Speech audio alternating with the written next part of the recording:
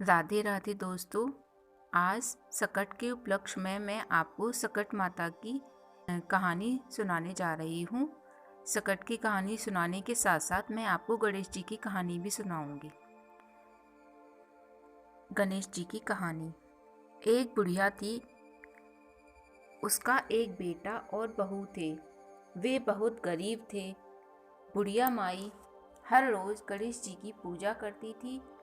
गणेश जी हर रोज बुढ़िया से कहते, बुढ़िया माई कुछ मांग ले। बुढ़िया कहती, मैं क्या मांगूं? तो गणेश जी बोले, अपने बेटे से पूछ ले। तो बेटा बोला, माँ धन मांग ले।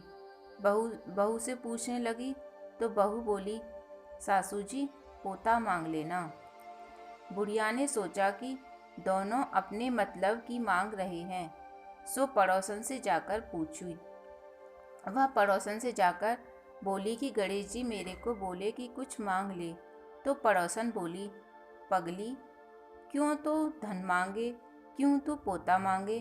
थोड़े दिन की जिंदगी है, अपनी सुंदर काया मांग ले। घर आकर बुढ़िया सोचने लगी कि बेटा बहू भी राजी हों, उनकी भी माननी चाहिए। दूसरे दिन गणेश जी आए और बोली, बुढ़िया माई कुछ मांग लो। बुढ़िया ने कहा, मुझे सुंदर काया दें, सोने के कटोरे में पोते को दूध पीता देखूं, अमर सुहाग दें, निरोगी काया दें, भाई दें, भतीजे दें, सारा परिवार दें, सुख दें, मोक्ष दें। गणेश जी ने कहा, बुढ़िया माई तूने तो मुझे ठग लिया, सब कुछ मांग लिया। अब जैसा बोला है वैसा ही हो जाएगा। और गणेश जी अंतर ध्यान हो गए। अब बुढ़िया माई के यहाँ सब कुछ वैसा ही हो गया। गणेश जी महाराज, जैसा बुढ़िया माई को दिया वैसा ही आप सबको देना। एक दिन गणेश जी महाराज चुटकी में चावल और चम्मच में दूध लेकर घूम रहे थे कि कोई मेरी खीर बना दो। सबने थोड़ा सामान देखकर मना कर दिया। तो एक बुढ़िया बोली, ला बेटा मैं तेरी खीर बना दूं। और वह कटोरी ले आई। तो गणेश जी बोले कि बुढ़िया माई कटोरी क्यों लाई हो, टोप लेकर आओ। अब बुढ़िया माई टोप लेकर आई और वह दूध से भर गया। गणेश जी महाराज बोले कि मैं बाहर जाकर आता हूँ, जब तक तू खीर बनाकर रखना। खीर बनकर तैयार हो गई। अब बुढ़िया माई की बहू के मुंह में पानी आ गया। वह दरवाजे के पीछे बैठकर खीर खाने लगी तो खीर का एक छींटा जमीन पर गिर गया, जिससे गणेश जी का भोग लग गया। थोड़ी देर के बाद बुढ़िया गणेश जी को बुलाने गई तो गणेश जी बोले, बुढ़िया माई मेरा तो भोग लग गया। जब तेरी बहू ने दरवाजे के पीछे बैठकर खीर खाई तो एक छींटा जमीन पर पड़ गया था, सो मेरा तो भोग लग गया। तो बुढ़िया बोली, बेटा अब इसका क्या करूं? गणेश जी बोले, सारी खीर अच्छे से खा पीकर सबको बांट देना और बचे तो थाली में डालकर झीके पर रख देना। शाम को गणेश महाराज आए और बुढ़िया को बोले कि बुढ़िया मेरी खीर दो। बुढ़िया खीर लेने गई तो उस थाली में हीरे मोती हो गए। गणेश जी महाराज ने जैसी धन दौलत बुढ़िया को दी वैसे ही सब किसी को देना। बोलो गणेश भगवान की जय। सकट चौथ की कहानी।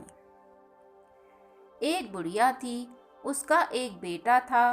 बुढ़िया बेटे के सुख के लिए 12 महीने की सकट चौथ का व्रत करती थी। बेटा जंगल से लकड़ी तोड़कर लाता और बेचकर घर चलाया करता था। बुढ़िया हर रोज उसकी लकड़ियों में से 2 लकड़ी उठाकर रख लेती और चौथ के दिन उसको बेचकर सामान लाती और चूरमे के लड्डू बनाती। एक लड्डू खुद खाती और एक बेटे को खिलाती। एक दिन उसकी पड़ोसन घर में आई।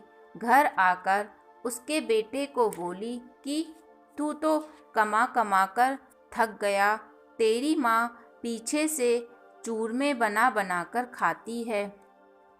बेटा बोला, ऐसा नहीं हो सकता। पड़ोसन बोली, जाकर देख, आज भी चूरमा बनाया है। बेटा घर में गया, जाकर देखा कि माँ ने चूरमा बनाया है। तो बेटा बोला, मैं तो इतनी मेहनत करके लकड़ी लाता हूँ और तू चूरमा बना बनाकर खाती है। मैं तो घर छोड़कर जा रहा हूँ, नहीं तो चौथ माता को छोड़ दे। माँ बोली, बेटा मैं तो तेरे सुख के लिए ही व्रत करती हूँ, चौथ माता नहीं छोड़ूंगी। इतना सुनकर बेटा घर से जाने लगा तो माँ बोली कि ये तिलकुट साथ में ले जा, और जहाँ पर भी तुझे भीड़ पड़ेगी या संकट आएगा वहीं पर तिलकुट डालकर बैठ जाना और कहना कि हे चौथ माता, जो मेरी माँ मेरे नाम के व्रत करती हो तो मुझे संकट से बचाओ। वह तिलकुट लेकर घर से निकल गया। थोड़ी दूर पर गया कि आगे नदी आ गई। वह तिलकुट बखेर कर बोला, हे चौथ माता, अगर मेरी माँ सच्चे व्रत करती हो तो मुझे रास्ता दें।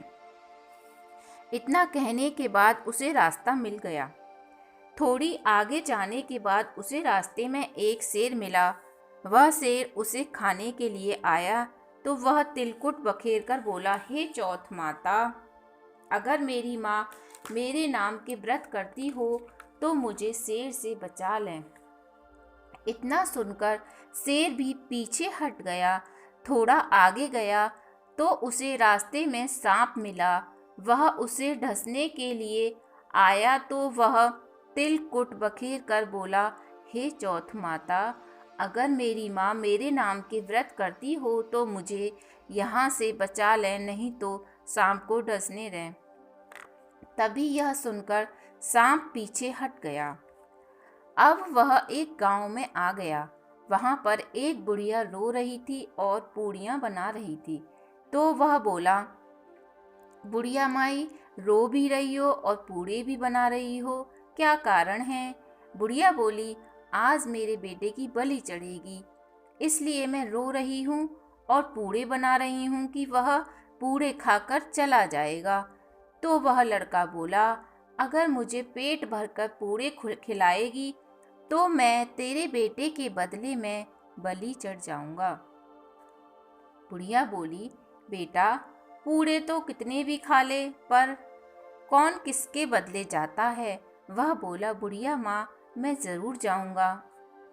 उसने पेट भरकर पूड़े खाए और सोते समय बुढ़िया को बोला कि जब राजा के घर से बुलावा आए तो मुझे उठा देना। जब रात को राजा के घर से बुलावा आया तो बुढ़िया ने उसे धीरे धीरे उठाया और वह उठकर बैठ गया और बोला, बुढ़िया माई, मैं तेरे बेटे के बलि की खातिर जा रहा हूँ। और वह चला गया। वहाँ जाकर चौकी पर तिलकुट बखेर कर बैठ गया। राजा के नौकर ने सारा आवा चिन दिया और आग लगा दी।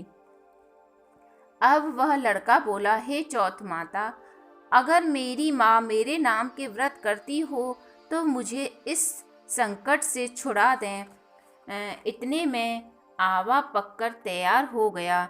जो आवा 6 महीने में पकता था वह 3 महीने में पक गया। सोने चांदी का कलश हो गया तो राजा के नौकर राजा को जाकर बोले, आवा पककर तैयार हो गया है।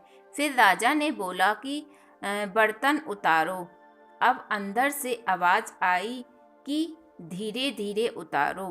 राजा के सब नौकर डर गए। वे बोले, इसके अंदर कोई भूत बोल रहा है।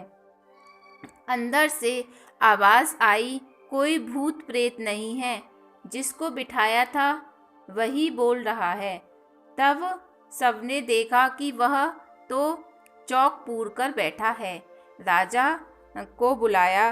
तब राजा ने पूछा कि तू आग में से जिंदा कैसे बच गया? तब वह बोला कि मेरी माँ चौथ माता का व्रत करती थी, सो मैं चौथ माता के प्रभाव से बच गया। उस राजा की एक लड़की थी। राजा बोला, मैं अपनी बेटी का विवाह तेरे साथ करूँगा। तो राजा ने अपनी बेटी का विवाह उसके साथ कर दिया और और वो वहाँ पर रहने लगा। कुछ दिन के बाद राजा की लड़की ने उससे पूछा, तेरा घर बार भी है या नहीं? तब वह बोला, मेरी माँ भी है और मेरा घर भी है। तब वह बोली, हम अपने देश को जाएंगे। अब राजा ने उसे बहुत सारा धन देकर विदा कर दिया। बुढ़िया लकड़ी चुन चुन कर लाती और उनको बेचकर रोटी खाती। एक दिन पड़ोसन बोली, देख तेरा बेटा और बहू आ गए हैं और बहुत सा धन भी लाए हैं। बुढ़िया बोली, पहले तो मेरे बेटे को सिखा बहकाकर निकाल दिया और अब कहती है तू बहू बेटा आ गए।